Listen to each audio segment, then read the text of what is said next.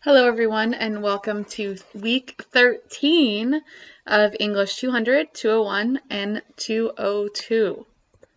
This week, we're going to be looking at point of view and voice. You're going to read the chapter in Serious Daring on that topic. So, before we get started on point of view, though, I want to thank all of you for turning in your Justman West entries last week. I'm so excited to see, hopefully, some of you guys winning. I promise to give you extra credit points if you win in your genre, okay?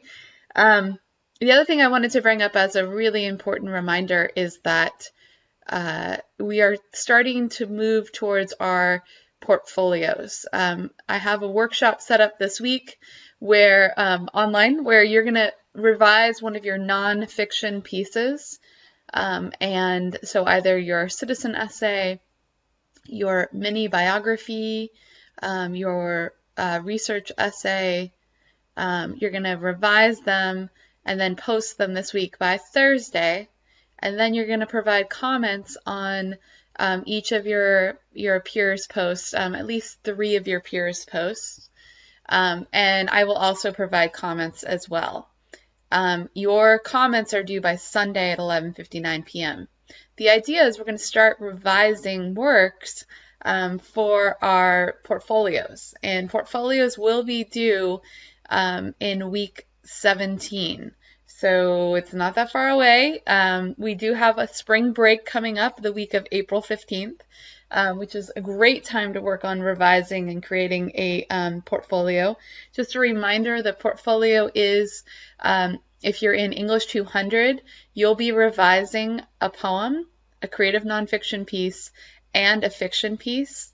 And you'll be writing an introduction where you talk about the work that you did on these pieces and how they all come together. If you're in English 201 or 202, you will be focusing on a specific genre, and you can have up to, a small chapbook full of pieces if you'd like, but you're required to have at least, I believe, well, I'll give you the numbers in a actual assignment, but you need to have at least 5 poems or 3 pieces in creative nonfiction or 3 pieces in fiction. And the idea is to tie them all together, to expand them, and to write an introduction about your collection. Now, I'm going to give you a lot more information about this over the next few weeks, but I think it's important now that we're turning the corner in fiction. We have this week and next week for fiction, and then we're done. And then we're going to focus completely on revising. But we have started our workshopping. You'll notice that there is a workshop this week, and there's also you have to revise your exercises for this week. So a little extra work, but it's going to be good. It's going to get us to our best pieces, okay? And don't forget, you don't even have to ask about stopping by my office hours. I will always be there on Tuesday and Thursday from 11 to 12:30 and 1:30 to 3, unless I say something otherwise, okay? I really look forward to talking to you guys about how to revise your pieces. And I do provide comments, as you know, in online, but sometimes when we work on a piece together in person, it's really, really exciting. Also, another little couple other small things is I'm going to send it out and post it on these 2 events on our Canvas space. But this Saturday, April 13th, there is a poetry crawl in Napa, and I will be reading as part of the final reading at 5 o'clock at Book Mine with Jeremy Benson, the Poet Laureate of Napa County, and also with Nan Cohen, who's the poetry, she's on the staff of the Napa Valley Writers Conference with me. So it should be a really fun event. There will be wine and there will be food, so I think it should be fun.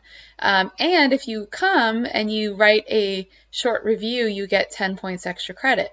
Also, there is another reading on campus on April 30th, I believe, and it is at the community room during during campus hours, so 12:30 to 1:30 in the community room, the little room next to the library, and I will be reading with Kathleen Winter.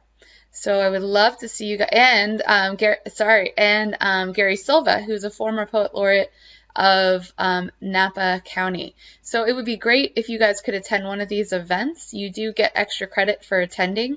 You get 10 points extra credit. You just have to write a small review about what you learned about poetry or whatever craft that you're watching. And that would be due, by the week after. All right. So let's get back to point of view. Sorry, I will post those events as well. So point of view is the perspective from which the story is told. The most common is first-person narrator. And this is told from the perspective of a character that we get to know as I, and it's an intimate story. It needs a really strong protagonist.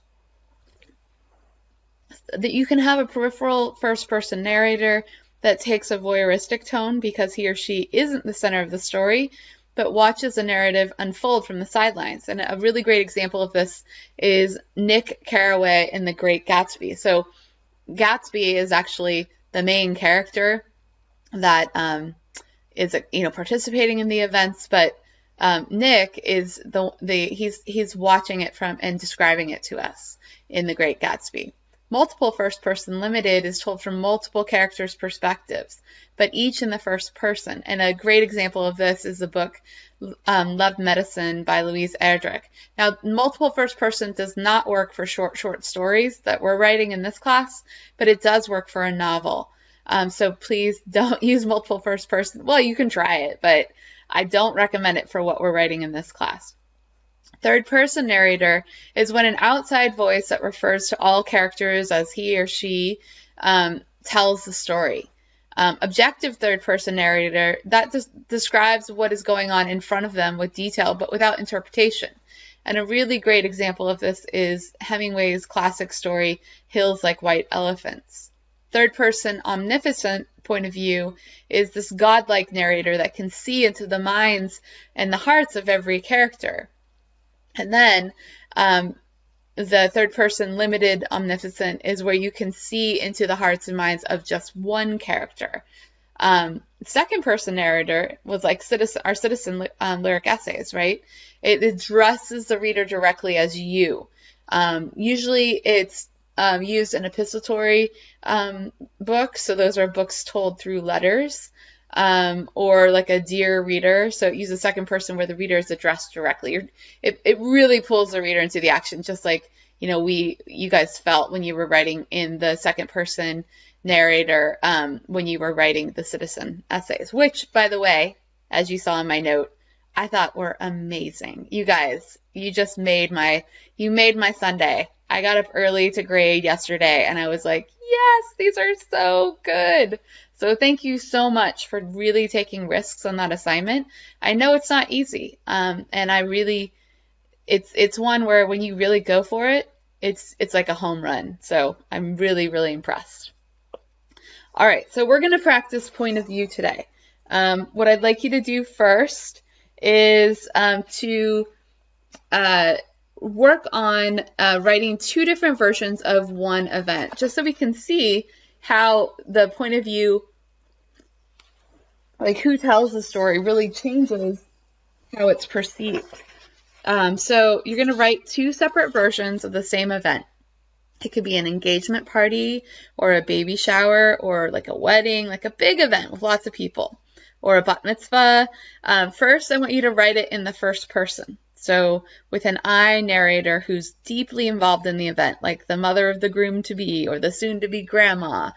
And then I want you to use the third person. And I want you to notice how the fictional shadows fall differently in each version. And we're doing this to learn to feel easy in both the first and third person, and to understand what the use of each entails, its potential and its problems, right? So by writing the same scene in two different points of view, you're going to see the scene differently. Now, if you don't want to write about an engagement party or a baby shower or a bat mitzvah or a bar mitzvah, you don't have to, but give me another event, right? It has to be the same exact scene for each one that you do, okay? The next thing you're going to do is the child as narrator. Now, this is, we're doing this because a fiction writer should be able to present a narrative without nudging the reader or in any way explaining what she has written, okay? So the narrative should speak for itself. In using a child's voice, you're forced not to analyze, but merely just to tell the story, like unembellished, right? So you're going to use the present tense, and you're going to write an early memory in the first person. So it's your own memory, but you're writing it in a fictional piece, so feel free to have fun with it, right? You don't have to be true. This story should be something that happened before you were 7. So it has to be way back, okay? And use only those words and perceptions appropriate to a young child. The memory should be encapsulated in short period of time, no more than an hour or so, and should happen in one place. So don't interpret or analyze, simply report it as you would a dream. When you can't remember details, make them up. You may heighten the narrative so long as you remain faithful to the meaning of the memory and the reason that you recalled it in the first place, okay? The next one is, this is an early memory part 2. This is the reminiscent narrator, okay? And you're going to use the incident of an early childhood memory that you just wrote about, and you're going to tell it from the vantage point of who you are today. And that is, you're going to inject your adult vocabulary, your insight, your subtlety, and your comprehension. You're going to change the way that the incident is told without altering its structure or meaning, and you're going to use the past tense but keep it in a first-person narrative. So, as in any of these exercises, right, the idea is to empower you with the knowledge that controls, that helps you control the material, and not the other way around. So you are in control of the narrative, okay? There are countless ways to tell the same story, okay, as you know, right? And each way says something a little bit different, not only about what happened, but also about how the teller feels about it. You're the first and last authority. Your power, at least in this realm, is unlimited. So I want you to really play with this and see what changes when you do this journal exercises versus this one. Okay, finally, the last journal exercise is the unreliable narrator, okay? So you're going to use the first person, and you're going to write a self-deceiving portrait in which the narrator is not the person she thinks she is, either more or less admirable. You must give your readers clues that your narrator is skewing the truth in some way, okay? And why are we doing this? What's the objective here is to create a narrator who unwittingly reveals through these subtle signals of language, details, contradictions, and biases that her judgment of events and people is too subjective to be trusted. The reader must thus discount the version of the story offered by the narrator and try to recreate a more objective one for herself, okay? Your exercise this week is to take any one of these journals that you worked on point of view on, and write 1,000 words, a story of 1,000 words, expand it into a story of 1,000 words, but you're going to focus on building plot. So you're going to go back to what we were thinking about last week, right? You're going to begin with, thinking about starting off and setting the scene, introducing the main characters, right? Introducing some sort of a complication, and then some sort of a conflict, and then showing it resolve or not resolve in the end. Okay? So, lots of things going on this week. Really impressed with how hard you guys are working. Keep up the good work. If you've fallen behind, just keep turning stuff in and just tell me what's going on. My goal is to keep you writing. Like I said, 2 great one on-campus and one off-campus events this Sunday, and then in 2 weeks, I'll remind you again. I'll put notices in our Canvas space so you can see them. and I hope to see some of you there. If you come, you better come say hi, because I don't know what all of you look like in person, because this is a virtual class. All right, that's it for this week. Keep up the hard work, and I will see you online.